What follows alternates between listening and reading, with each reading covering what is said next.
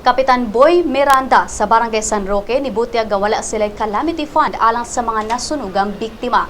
Si Edwin Joseph Castañeda alang sa dugang detalye.